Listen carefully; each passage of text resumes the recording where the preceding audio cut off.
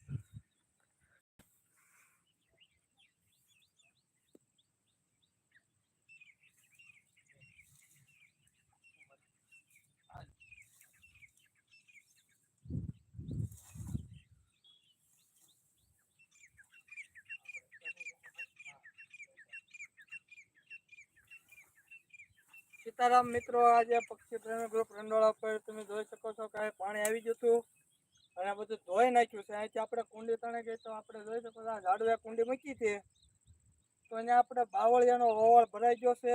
તો આપણે જો સફાઈનું કામ ચાલુ કરી દીધું છે. ધીરે ધીરે વાવળિયાને બધા ઓવળ ભરાઈ ગયા હતા ઝાડવામાં તો કાઢવા માંડ્યા છે.